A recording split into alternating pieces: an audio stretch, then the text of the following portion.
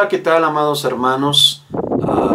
Pues no me da mucho gusto saludarlos a través de este medio porque la verdad es de que siempre es un deseo nuestro como pastores el tener el culto presencial.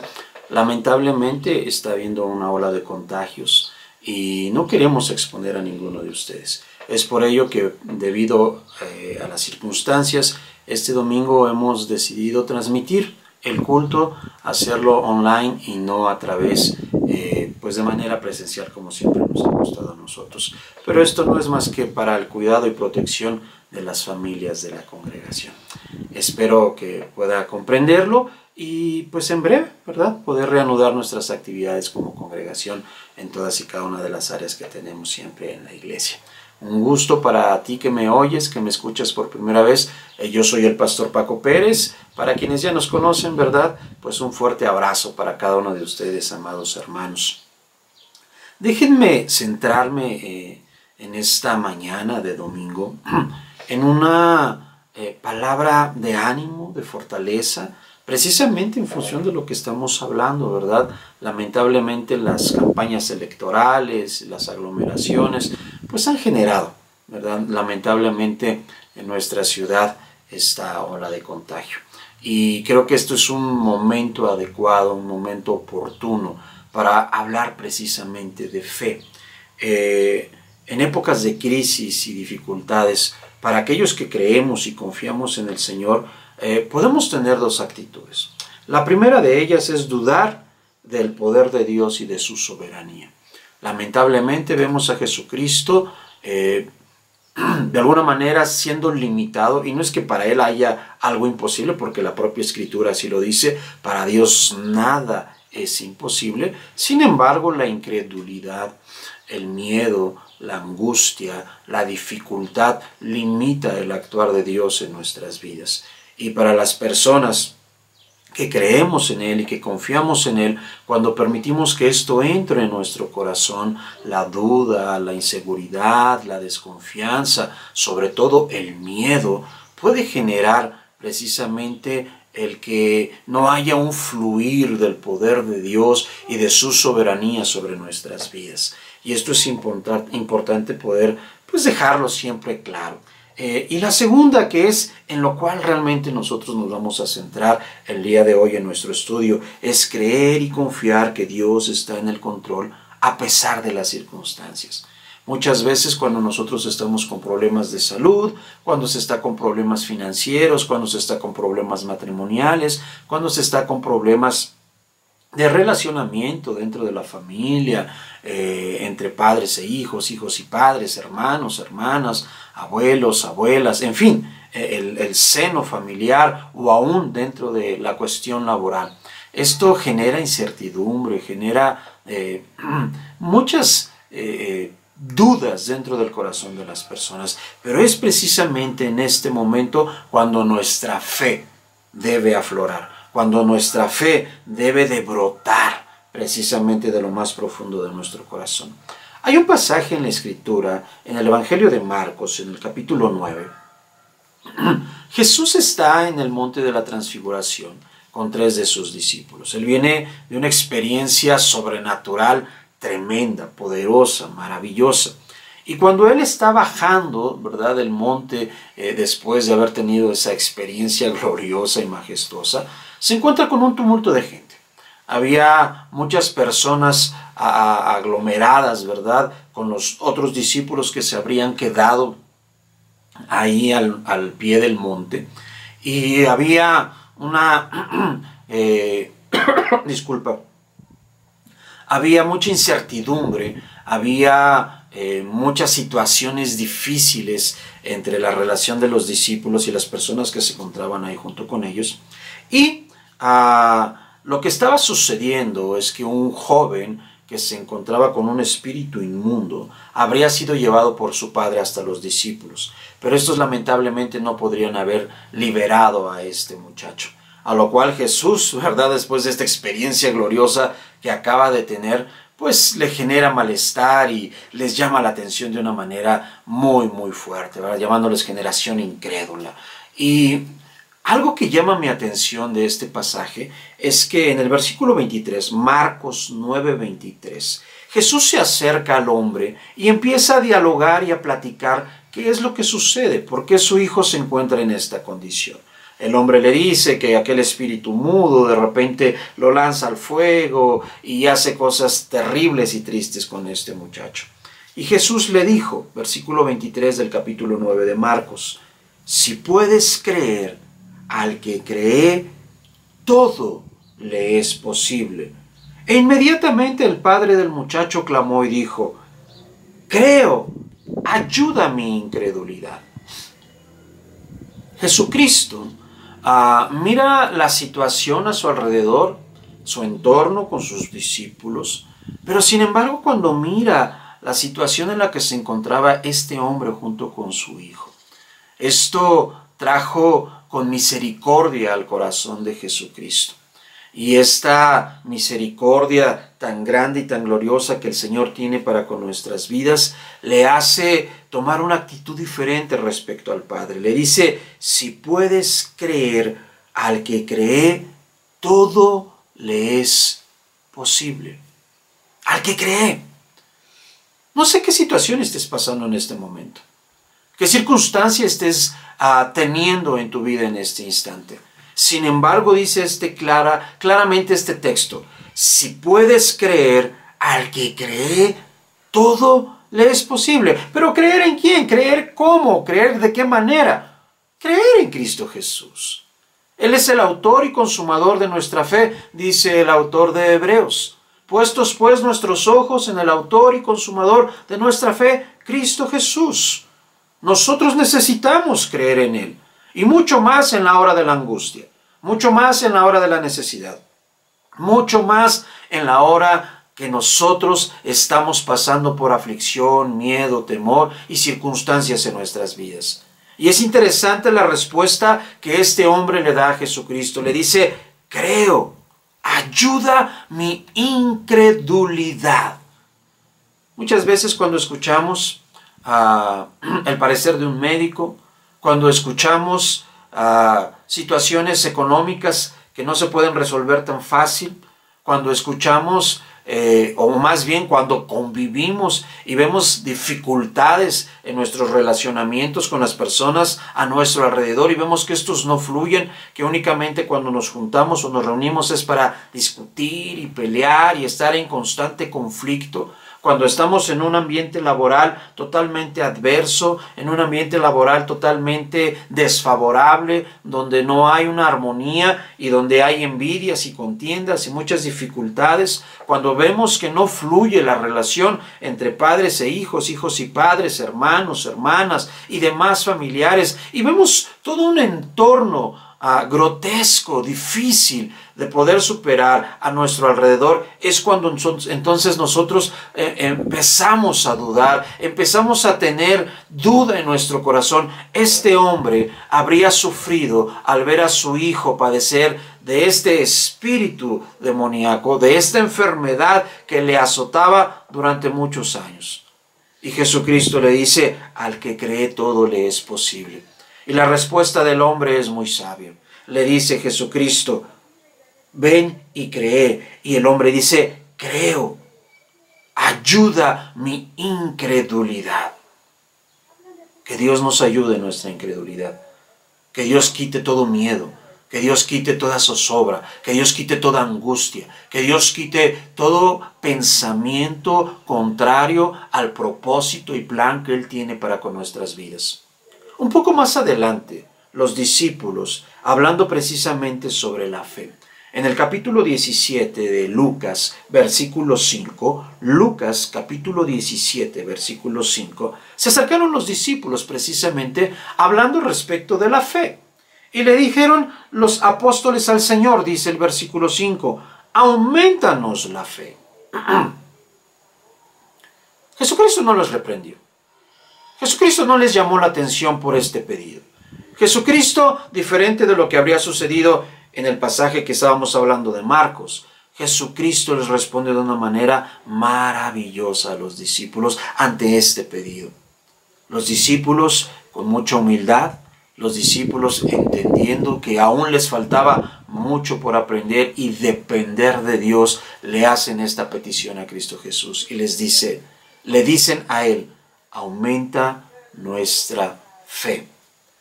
Versículo 6 del capítulo 17 de Lucas. Entonces el Señor dijo: si tuvieras fe como un grano de mostaza, podrás decirle a este sicomoro: desarráigate y plántate en el mar, y os obedecería. Qué interesante, porque Jesucristo está hablando de algo sobrenatural. ¿Cuántas veces has visto tú en tu vida que un árbol se desarraigue, verdad? Y que sea lanzado hasta otra dimensión o hasta otro lugar y sea plantado y se quede ahí. Nunca. La respuesta de Jesús es osada. La respuesta de Jesús es maravillosa. La respuesta de Jesús es desafiante para la vida de los discípulos. La respuesta de Jesús es algo maravilloso que, sin lugar a dudas, desafía el pedido que los propios discípulos le acaban de hacer. Los discípulos le dijeron: aumenta nuestra fe. Y Jesucristo les dice: ustedes apenas necesitan la proporción de fe del tamaño de un pequeño grano de mostaza.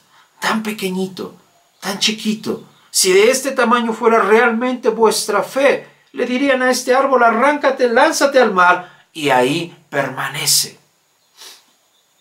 Increíble, poderoso lo que Jesucristo hace y desafía a sus propios discípulos. Necesitamos apenas esa porción de fe. Mira que no es mucho, mira que no es demasiado. Pero cuando los problemas, cuando las angustias, cuando las necesidades, cuando las circunstancias, cuando las situaciones en nuestro entorno, en nuestro alrededor, son desfavorables y no son como deseásemos que fuesen tú o yo, esto merma, esto nos deja cabizbajos, esto nos deja muchas veces con desconfianza e incredulidad en nuestro corazón.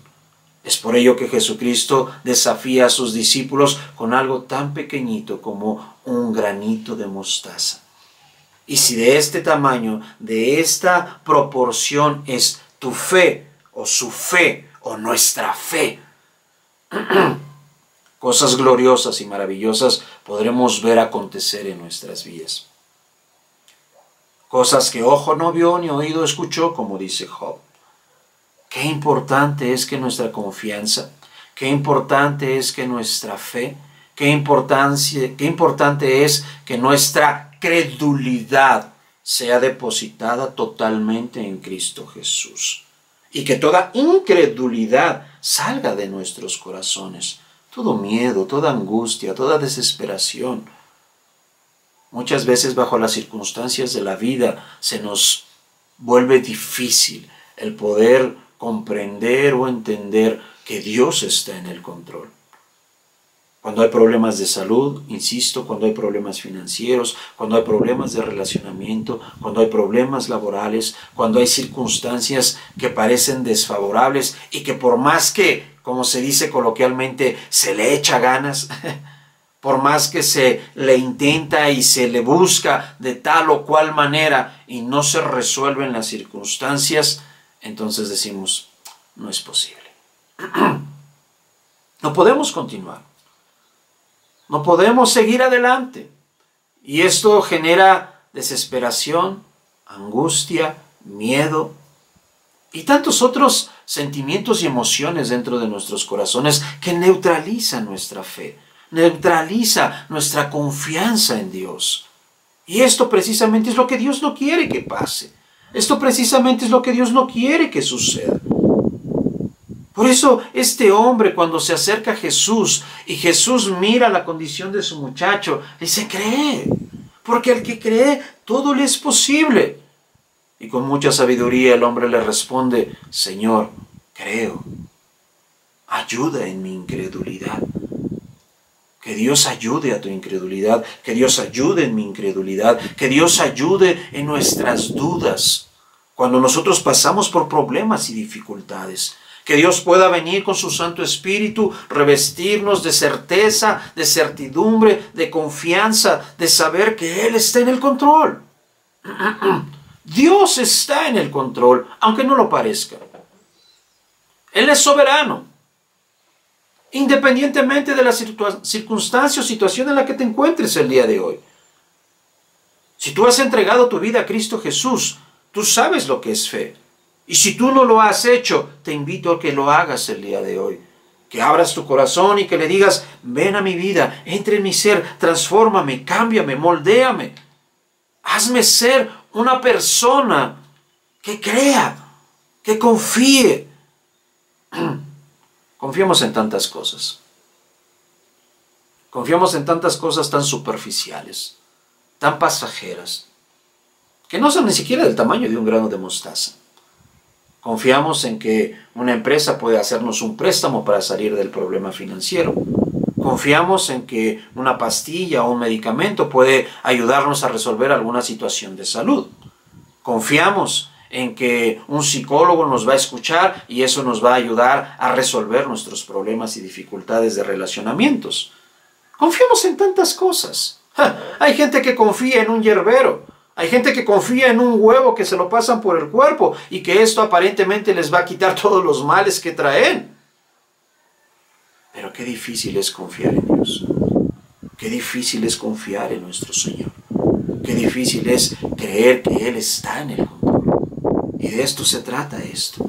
Que nuestra fe, que tu fe, que mi fe la depositemos en el lugar correcto, en el lugar indicado, con la persona correcta. Y esta persona es Cristo Jesús. Por eso Jesucristo les dice a sus discípulos, si tuvieran la fe del tamaño de un granito de mostaza, tendrían la autoridad de decirle a este árbol, arráncate y plántate en medio del mar.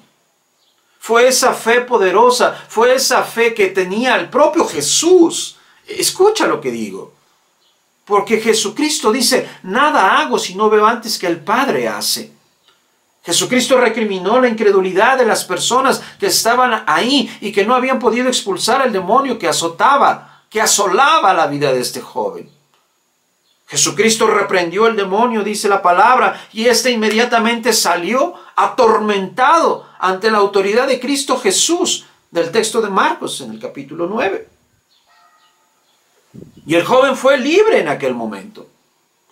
Poco más adelante los discípulos se acercan al Señor con cierto temor porque ellos no habían podido hacerlo. Quizás habrían ya hecho alguna señal como estas. Vieron a Jesús hacerlo con el gadareno y con muchas otras personas, la mujer encorvada.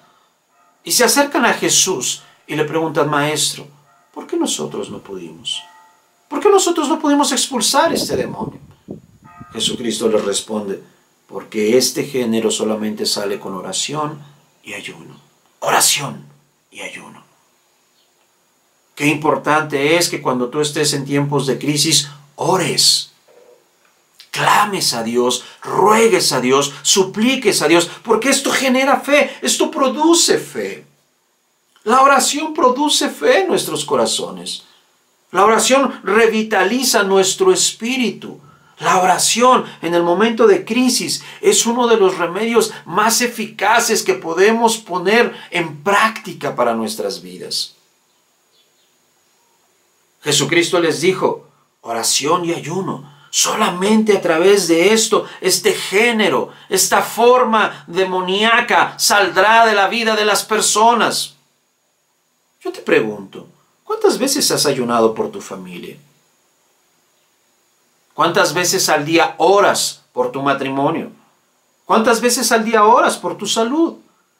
¿Cuántas veces al día oras por la situación que se encuentra en tu entorno? ¿Cuántas veces al día oras por la situación laboral?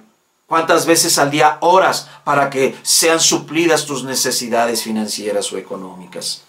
Mira qué importante es la oración, porque es la oración la que nos conecta con el Padre Celestial. Es la oración la que hace ese clic fundamental y esencial en nuestra fe y confianza en Dios. No podemos confiar en alguien con quien no conocemos. No podemos depositar nuestra confianza en alguien que no sabemos quién es. Y la mejor manera de conocer a Dios, la mejor manera de poder tener una relación íntima y profunda con Él, es a través de la oración. que la circunstancia, que la situación por la que tú estás pasando el día de hoy pueda ser sazonada, pueda ser abonada, pueda ser transformada por el poder de la oración. Y cuando oramos, cuando clamamos, cuando suplicamos, es cuando viene la manifestación del poder de Dios sobre nuestras vidas. Y es ahí donde vemos a este pequeño granito de mostaza hacer cosas sobrenaturales, cosas majestuosas, como decirle a un árbol, arráncate y plántate en medio del océano. Esto es fe, esto es confianza en Dios.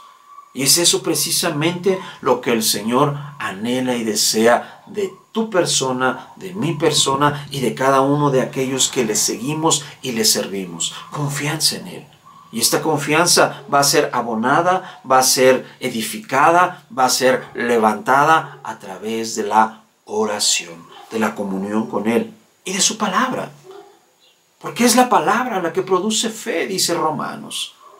La fe viene del oír la palabra de Dios. En la medida que nosotros escuchemos la palabra de Dios, esto aumenta nuestra fe. Los discípulos le preguntaron y le pidieron al Señor, aumenta nuestra fe. Y Jesucristo entendía que la mejor manera de poder aumentar la fe era confiando en el Señor con apenas esto, un pedacito, un poquito de un granito. Pero este poquito de un granito necesita ser abonado, necesita ser edificado, necesita ser tocado y transformado a través de nuestra oración y a través de la lectura de la palabra de Dios. Y es esto lo que va a fortalecer nuestro espíritu. Es esto lo que nos va a dar esperanza, nos va a dar confianza, nos va a dar certeza de que Dios está en el control, independientemente de la circunstancia en la que nos encontremos. Sabremos que Él tiene el control. Pero vamos a algo práctico. Vamos a algo que nosotros podamos palpar a través del ejemplo de un hombre. Déjame citarte aquí algo interesante a través del ejemplo de este hombre. Y podemos encontrar un ejemplo maravilloso en la vida del centurión.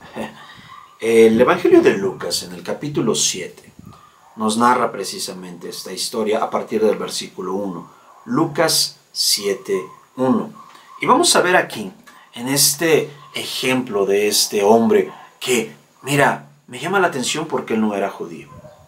Era un hombre no incrédulo porque él confiaba en Dios, pero era un hombre que no habría crecido en una sinagoga, que no habría crecido bajo los rudimentos y los preceptos de la palabra del Señor. Era un gentil, era un hombre que ni siquiera era judío, pero él tenía esa certeza, esa confianza en que Dios tenía el control. Déjame leer aquí el texto. Lucas capítulo 7, versículo 1. Después que hubo terminado todas sus palabras al pueblo que le oía, entró en Capernaum. Y el siervo de un centurión, a quien éste quería mucho, estaba enfermo y a punto de morir. Cuando el centurión oyó hablar de Jesús, le envió unos ancianos de los judíos rogándole que viniese y sanase a su siervo. ¿Qué era un centurión? ¿O quién era un centurión? Sabes, pudiésemos asociar la palabra centurión con 100. Era un soldado, un general, un comandante que tenía a su cargo 100 personas, pero no era precisamente así. Los centuriones comandaban una centuria que normalmente estaba formada por cerca de 80 hombres. Tiene que ver precisamente con la palabra 100. En función, disculpa, de las fuerzas en el momento dado y de si una centuria pertenecía o no a la primera cohorte. Las centurias pertenecían a agrupaciones conocidas como cohortes o cohortes. Cada cohorte estaba formada por 6 centurias, excepto la primera que contaba con 5, pero contenía el doble de hombres en cada una de ellas. Solían ascender al puesto de centurión desde simples soldados rasos a base de méritos de guerra. Los centuriones dirigían las centurias y a su vez formaban parte de la jerarquía en el seno de cada cohorte. Para diferenciarse del resto de los miembros de la milicia, los centuriones utilizaban un uniforme particular que incluía armadura, túnica blanca, protectores en las piernas y un casco con cresta. Además, disponían de bastón de mando y, a diferencia de los soldados comunes, portaban la espada en el sector izquierdo del cuerpo. En conclusión, un centurión no era cualquier soldado. Era un hombre que tenía una cierta jerarquía y autoridad que se ejercía por parte de Roma, que se le había otorgado a este hombre. Es decir, cuando vemos en este texto que este soldado, que no era cualquier soldado como lo acabamos de ver, escucha que Jesús está cerca, escucha que Jesús está rondando o está caminando cerca de su casa, de su colonia. Era un hombre piadoso, era un hombre que tenía misericordia de los demás, era un hombre condescendiente y era un hombre que estaba preocupado por las personas que estaban a su alrededor. Dice el texto que él tenía un siervo. La calidad de siervo en aquella época, pues prácticamente era la de un esclavo. Un siervo, el único derecho que tenía era a comer, a dormir y a vivir. Y era importante entender que este centurión, a pesar de la posición jerárquica dentro de la sociedad, dentro del propio ejército romano, la posición que él ocupaba, era un hombre que tenía empatía por las necesidades de las personas que estaban a su alrededor. Y una de estas era este siervo, al cual él apreciaba mucho, dice el texto. Estaba muy enfermo y a punto de morir. No nos dice el texto cuál enfermedad tenía. No nos dice el texto cuánto tiempo tendría este hombre en esta condición. No nos dice el texto cuál era la condición física en el sentido de tiempo que llevaba este hombre. Simplemente nos dice que estaba muy enfermo y a punto de morir.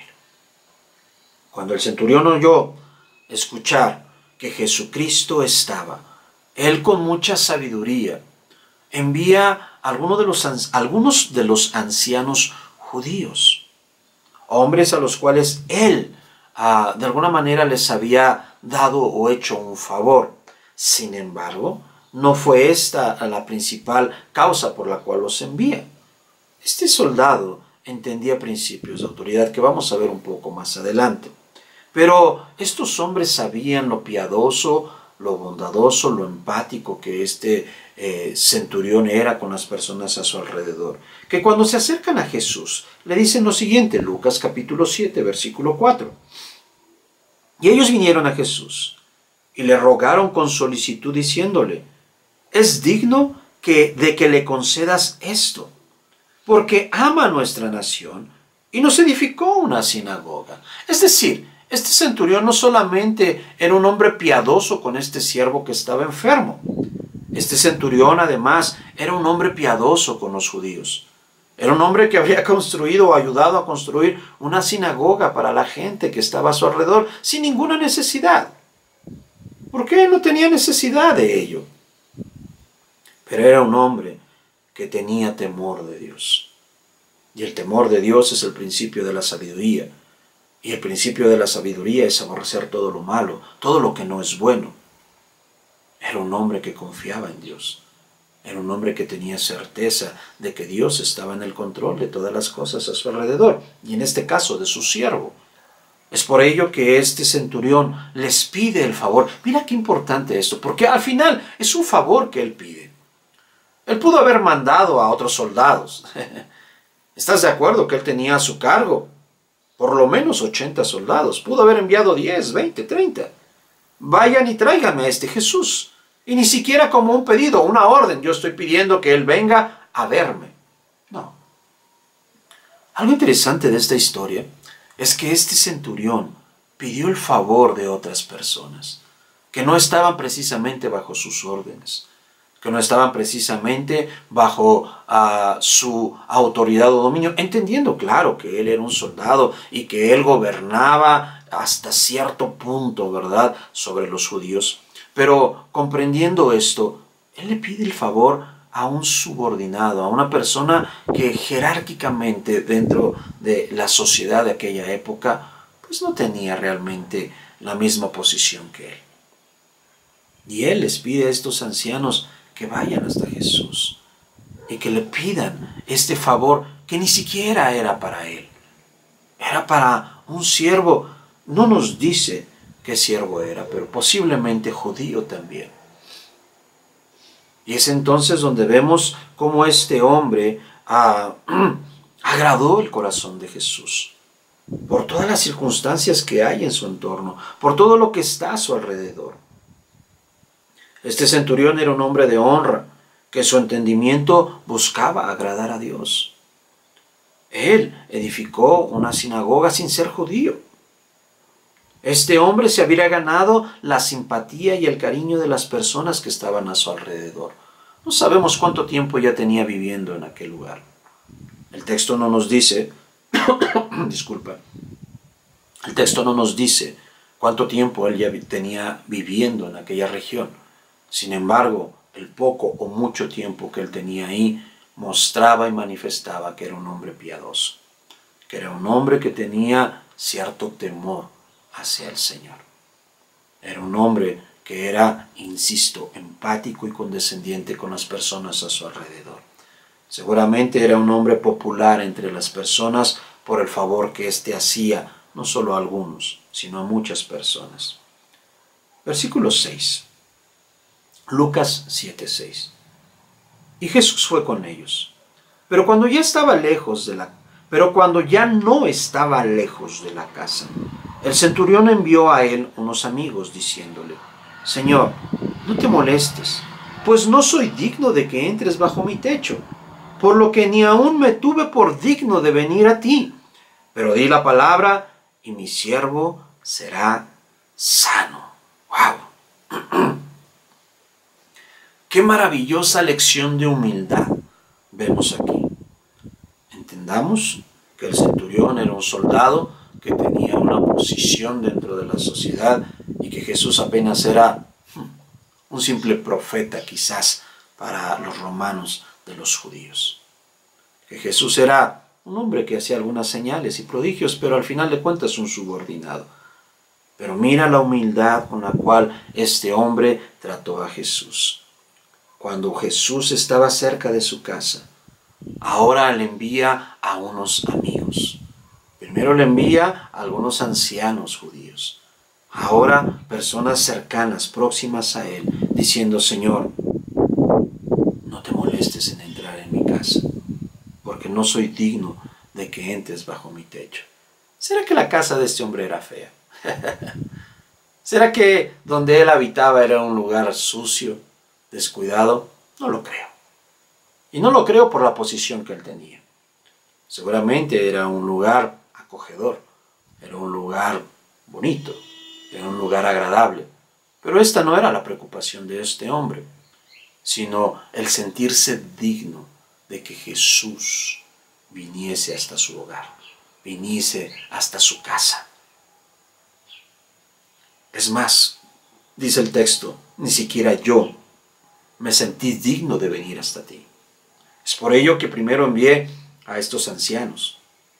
Y es por ello que ahora estoy enviando a estos mis amigos, para que ellos me ayuden a interceder por mi siervo. Qué maravillosa lección de humildad. ¿Cuántas veces he escuchado con tristeza gente reclamando y cobrando de Dios? Esto me causa cierta ironía. Gente que dice: ya no le hablo más a Dios. Estoy enojado con Dios. Dios y yo estamos peleados. Pobre gente ilusa. Pobre gente sin entendimiento. Como si dependiese de Dios ser Dios el que nosotros hablemos o no con Él. Contigo o sin mí. Con nuestra actitud correcta e incorrecta, Dios sigue siendo Dios. Dios no cambia. Él no depende ser Dios de ti, de mí, ni de toda la humanidad junta. Dios es Dios por ser Dios. Y esto es maravilloso y glorioso. Este hombre entendía quién era Jesús. Y le dice: yo no soy digno de recibirte bajo mi techo. Es más, ni siquiera por eso vine a verte personalmente, porque no me siento digno. ¿Cuál es la postura? ¿Cuál es la actitud que tú asumes cuando estás en problemas o dificultades? Ah, Señor, yo tengo todo el derecho de cobrar de ti. Ah, porque yo soy hijo de Dios, porque yo soy sacerdote, porque yo soy siervo del Dios Altísimo. Y nos sentimos con derechos. Más en esta época, donde se incita, donde se enseña aún muchas veces dentro de la propia iglesia cristiana, de que nosotros somos merecedores, de que nosotros no necesitamos, nosotros debemos de recibir el favor de Dios. Como si Él fuese nuestro empleado, como si Él fuese nuestro trabajador. Lamentablemente vemos como hoy en día se incita a las personas, insisto, aún dentro del propio cristianismo, a pensar o creer que se tiene derechos nada más. Ah, es que yo tengo todas las promesas de Dios. Claro que tenemos promesas de Dios, pero también hay condicionantes. Para que éstas se puedan cumplir, hay condicionantes. No es solamente cobrar, dame, Dios, atiéndeme Dios, escúchame Dios. Tú tienes el deber por ser Dios. Y tienes que escucharme, y tienes que atenderme, y tienes que hacer esto, aquello, lo otro. Y parece que Dios es nuestro empleado. No, no funciona así. No es así que funcionan las cosas. Por esto, este hombre, cuando escuchó que Jesús estaba cerca de su casa, dice, Señor, yo no soy digno, a pesar de la posición que tengo dentro de la sociedad, que tú entres a mi casa. Padre, Cristo, ni siquiera yo tuve el sentirme digno de venir hasta ti. Pero di una palabra y mi siervo será sano. Versículo 8. Porque también yo soy hombre puesto bajo autoridad y tengo soldados bajo mis órdenes. Y digo a este, ve y va, y al otro, ven y viene. Y a mi siervo, haz esto, y lo hace. Al oír esto, Jesús se maravilló de él. Y volviéndose dijo a la gente que le seguía, os digo que ni aun en Israel he hallado tanta fe. ¡Wow! Este hombre entendía principios de autoridad porque él ejercía la autoridad. Este hombre estaba bajo autoridad y bajo esta autoridad también ejercía autoridad y decía qué es lo que se debería de hacer por la autoridad que le había sido encomendada por sus comandantes, por sus generales. Entendiendo estos principios, este hombre le dice a Jesús, mi Señor, a través de los amigos que estaban hablando con él, mi Señor, no necesitas venir a mi casa, solo da la orden. Tú tienes ese poder, tú tienes esa autoridad. Porque yo le digo a este, haz esto y lo hace, le digo a aquel que lo haga y lo hace. Tengo soldados, tengo siervos, tengo gente bajo mi cuidado y mi tutela. Entiendo estos principios de autoridad. Y esto maravilló a Jesús.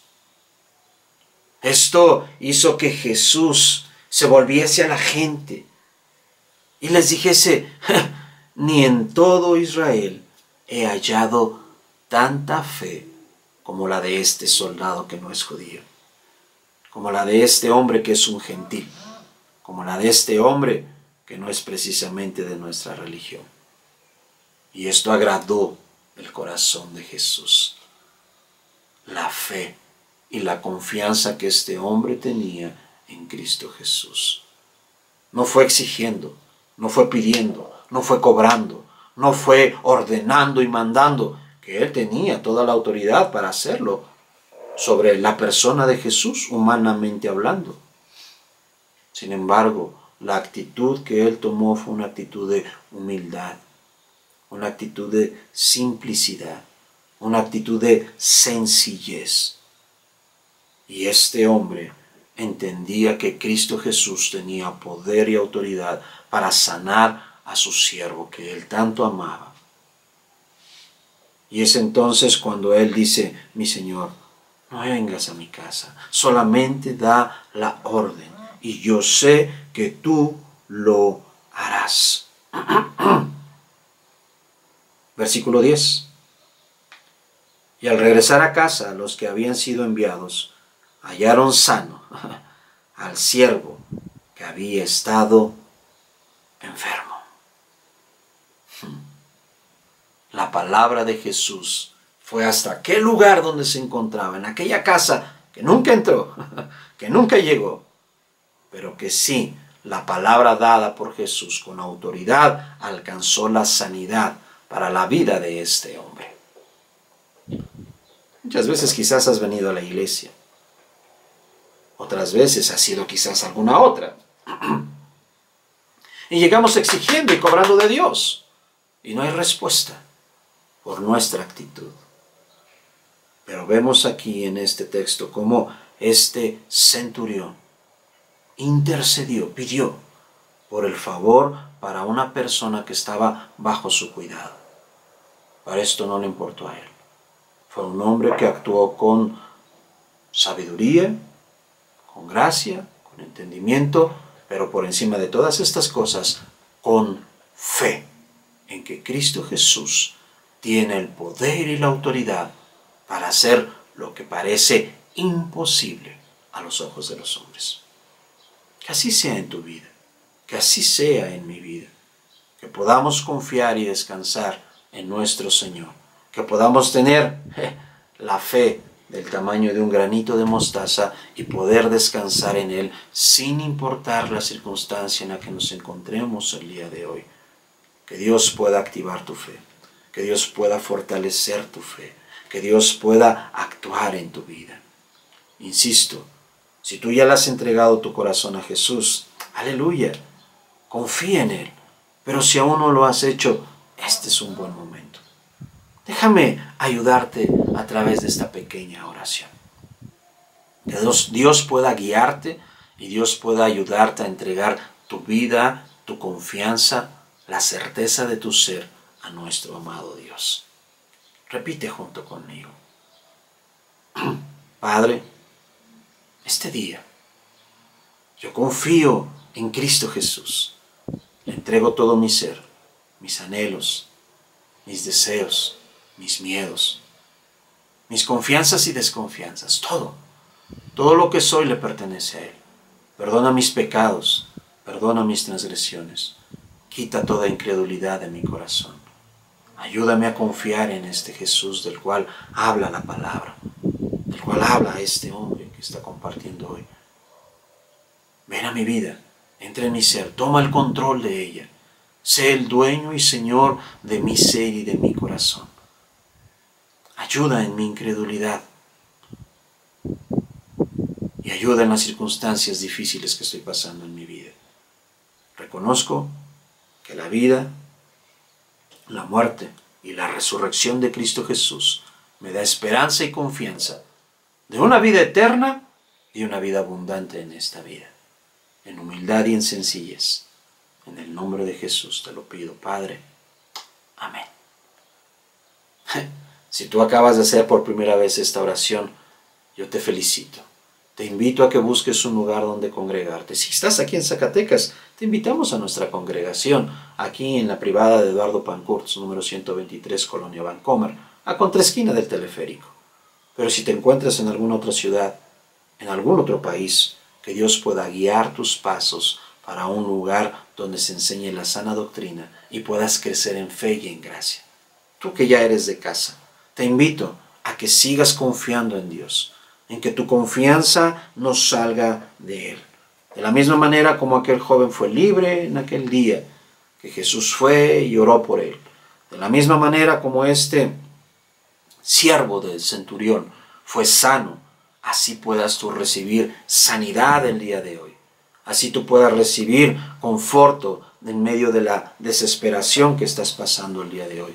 Que tú puedas recibir en tu vida y en tu hogar aquello que tanto anhelas y deseas para ti y para todos los de tu casa. Que tú puedas tener paz en la cuestión laboral que estás teniendo dificultades. Que Dios te dé gracia y sabiduría. Esta es nuestra oración. Déjame terminar con esta oración. Padre eterno, gracias por este ejemplo maravilloso de este centurión. Gracias por este ejemplo de humildad de un hombre que estaba sobreautoridad y que tenía una posición delante de la sociedad. Y que a pesar de ello, él pudo actuar con humildad y sencillez de corazón. Él entendía que Jesucristo tiene el poder y la autoridad para sacar adelante las circunstancias en las cuales se encontraba su siervo. Ni siquiera pidió por él, estaba pidiendo por la vida de los otros. Dios, de la misma manera hoy te pido por la vida de mis hermanos, de mis hermanas. Si alguien está enfermo, que el poder de tu Espíritu Santo vaya y ministre hasta donde se encuentre, en su hogar, en su casa, quizás en algún hospital, y pueda ser tocado y sanado por el poder que hay en Cristo Jesús. Si alguien, Padre, está con problemas financieros, reprende el devorador de sus finanzas, abre las ventanas de los cielos y derrama bendición sin medida sobre sus vidas. Si alguien está con problemas de relacionamiento en su matrimonio, Padre, ven y restaura. Si el problema es entre padres e hijos, Padre, trae el corazón de los hijos a los padres y de los padres a los hijos. Si el problema es entre hermanos, trae paz, apacigua corazones. Si el problema, oh Señor, es laboral, dale gracia a mi hermano, a mi hermana, para que puedan salir adelante de la circunstancia en la cual ellos se encuentran el día de hoy. Cualquiera que sea la causa, cualquiera que sea la situación, yo te lo ruego y te lo suplico, obra en la vida y en el corazón de cada uno de mis hermanos. Los bendecimos. Todo esto te lo pedimos en el nombre de Cristo Jesús nuestro Señor. Amén. Aleluya. Amados hermanos, me da un gozo, una alegría, por lo menos a través de este medio, saludarles. Que Dios les bendiga y no dejes de estar atento a nuestras próximas alertas e invitaciones. Esperemos que la próxima semana nos podamos encontrar en nuestra iglesia. Y para ti, que nos oyes y que nos escuchas a través de este medio, que Dios bendiga tu vida abundantemente. Cree y confía en Cristo Jesús nuestro Señor, como también para ti, que eres miembro de la congregación. Que Dios te bendiga. Soy el pastor Paco Pérez y nos vemos en breve. Bendiciones. Hasta la próxima.